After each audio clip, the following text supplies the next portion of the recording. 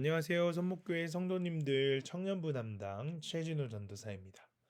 고린도후서도 오늘로 끝이 납니다. 큐티를 통해서 성경을 한 권 한 권 배워가는 기쁨이 있습니다. 바울 사도를 통해 오늘은 우리에게 어떤 메시지를 주실지 기대가 되는데요. 2022년 12월 21일 수요일 큐티 방송도 힘차게 출발해 보겠습니다. 사랑의 하나님, 매일 큐티를 통해 하나님의 말씀을 깊이 묵상하는 은혜를 주심에 감사합니다. 우리가 묵상하는 한 권 한 권이 구속사적으로 꿰뚫어지는 놀라운 경험을 우리 모든 선목교회 성도들이 할 수 있도록 성령 하나님 도와주시옵소서. 감사합니다. 예수님의 이름으로 기도합니다. 아멘. 오늘 하나님께서 우리에게 주시는 말씀은 고린도후서 13장 1절에서 13절까지의 말씀입니다. 내가 이제 세 번째 너희에게 가리니 두세 증인의 입으로 말마다 확정하리라. 내가 이미 말하였거니와 지금 떠나 있으나 두 번째 대면하였을 때와 같이 전에 죄 지은 자들과 그 남은 모든 사람에게 미리 말하노니 내가 다시 가면 용서하지 아니하리라. 이는 그리스도께서 내 안에서 말씀하시는 증거를 너희가 구함이니 그는 너희에게 대하여 약하지 않고 도리어 너희 안에서 강하시니라. 그리스도께서 약하심으로 십자가에 못 박히셨으나 하나님의 능력으로 살아계시니 우리도 그 안에서 약하나 너희에게 대하여 하나님의 능력으로 그와 함께 살리라. 너희는 믿음 안에 있는가 너희 자신을 시험하고 너희 자신을 확증하라. 예수 그리스도께서 너희 안에 계신 줄을 너희가 스스로 알지 못하느냐. 그렇지 않으면 너희는 버림받은 자니라. 우리가 버림받은 자 되지 아니한 것을 너희가 알기를 내가 바라고 우리가 하나님께서 너희로 악을 조금도 행하지 않게 하시기를 구하노니 이는 우리가 옳은 자임을 나타내고자 함이 아니라 오직 우리는 버림받은 자 같을지라도 너희는 선을 행하게 하고자 함이라.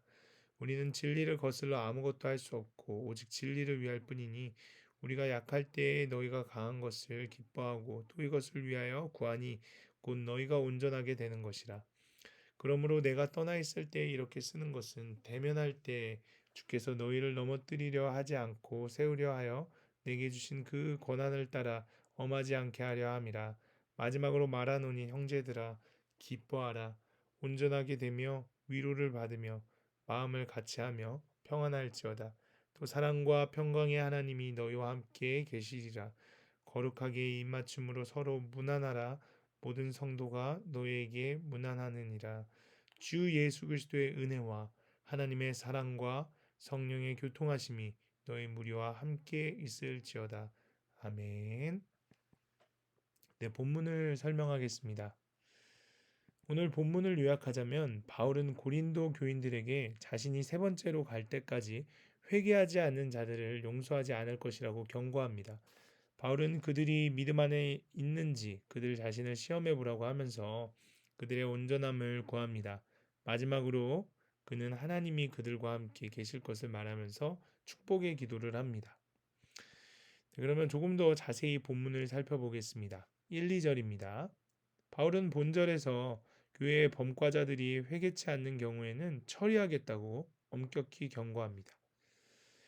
이어서 3절입니다. 바울이 이렇게 엄히 경고하는 이유는 저들의 생각에 그리스도께서 과연 바울을 통해 말씀하시는가 하는 까닭이었습니다. 바울의 사도성을 의심하는 것이지요. 그러나 바울은 그리스도께서 그를 통하여 말씀하시며 또한 장차 강력하게 저들을 대하리라고 말합니다. 네, 4절에 우리도 그 안에서 약하나라고 나옵니다. 약하다라 함은 도덕적 영향을 의미하지 않고 다만 악한 무리들의 억압 밑에서 수동적으로 밀리는 처세를 의미합니다. 바울도 그리스도 안에서 행하는 것만큼 약한 때도 있으나 다시 사는 것과 같은 능력으로 강하여 범과자들을 처리하게 되는 때를 가지기도 할 것이라고 말합니다. 네, 5절입니다. 바울은 고린도 교인들에게 사도를 시험하는 것보다 자기 자신을 반성하여 보라고 합니다. 그들이 그의 사도됨을 의심하는 이유는 그의 부족에 있는 것이 아니고 그들 자신의 신앙 부족에 있다고 바울은 경고합니다. 7절입니다.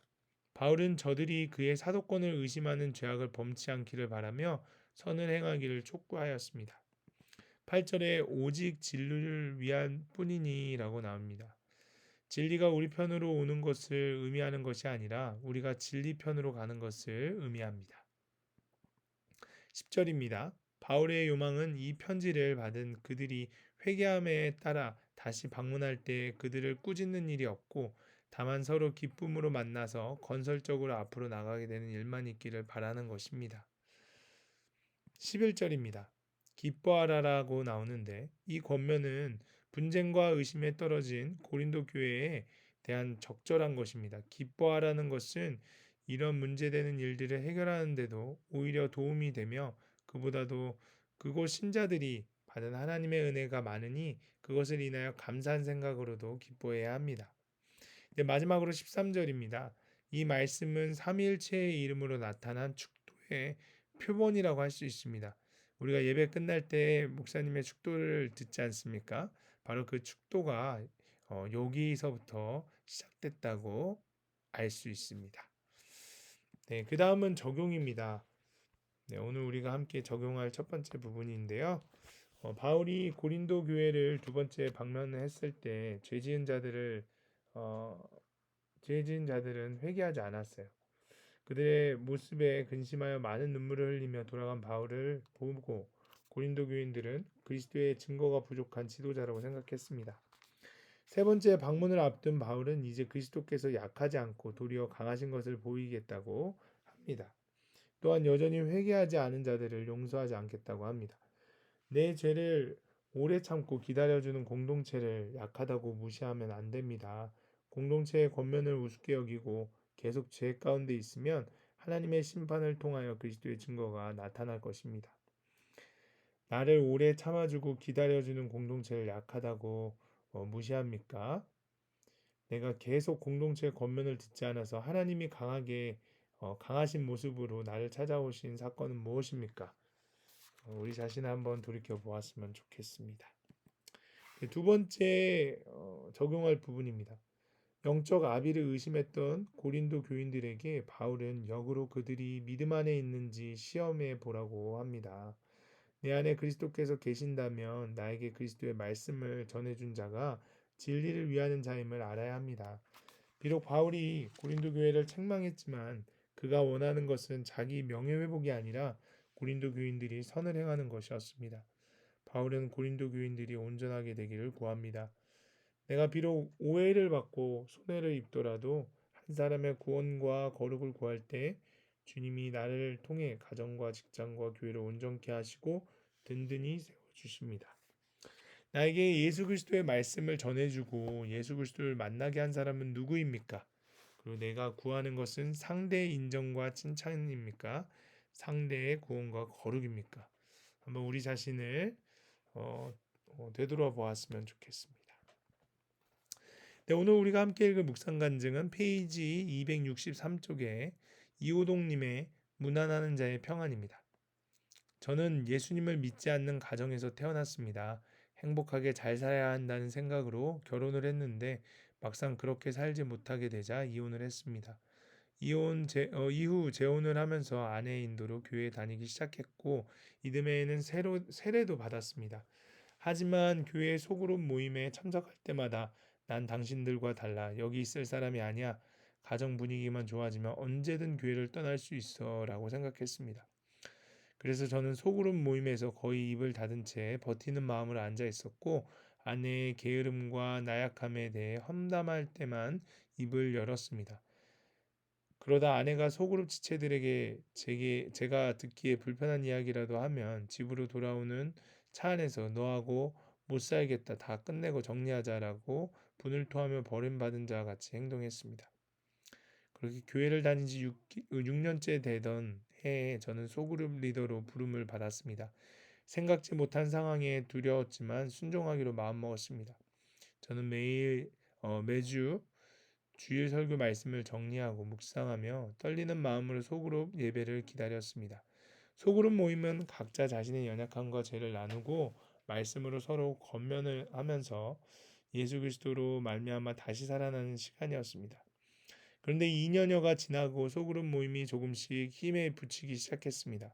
바울이 주 예수 그리스도의 은혜와 하나님의 사랑과 성령의 교통하심이 너희 무리와 함께 있을지어다라고 하는데 세상 재물을 모으고자 소그룹 리더의 직분을 내려놓은 저는 공동체를 떠나려고 했습니다. 그런데 그로부터 얼마 지나지 않자 장인어른께서 돌아가셨습니다. 교회 장으로 장례를 진행하며 그동안 장인어른과 함께 보낸 시간, 요양원에서 홀로 맞이하셨을 장인어른의 마지막 순간 등을 생각하는데 돌연 별 인생 없다는 깨달음이 찾아왔습니다. 입관 절차 중에 본 장인어른의 얼굴은 평안해 보였습니다. 그 순간 나로 인해 너희가 평안하게 되리라는 주님의 세미한 음성을 듣게 되었습니다. 진짜 평안은 하나님께 있다는 것을 깨닫자 교회를 떠나 재물을 모으려던 마음도 사라졌습니다. 그 후 저는 소그룹 부리더로 부름을 받았습니다. 이제는 말씀을 따라 사랑과 평강의 하나님을 신뢰하며 공동체의 지체들과 마음을 같이하여 서로 무난하며 살아가기를 소망합니다라고 하시면서 이렇게 적용하셨습니다. 매주 소그룹 지체들에게 문안 전화를 하겠습니다. 소그룹 모임을 할 때 제 이야기를 솔직하고 구체적으로 나누겠습니다라고 하셨습니다. 여러분들도 묵상 간증을 적어보시고 주위 분들과 함께 나눠보셨으면 좋겠습니다. 네, 그러면 오늘 큐티 방송을 마치겠습니다. 사랑의 하나님, 약하지 않고 도리어 강하신 그리스도를 기억하며 공동체의 권면을 듣고 죄에서 떠나게 하옵소서. 우리가 온전하게 되어서 진리를 위하여 선을 행하게 하옵소서. 사랑과 평강의 하나님이 우리와 함께 계셔서 우리의 예배와 교제를 통해 성삼위 하나님의 축복이 흘러가게 하옵소서. 예수님의 이름으로 기도합니다. 아멘.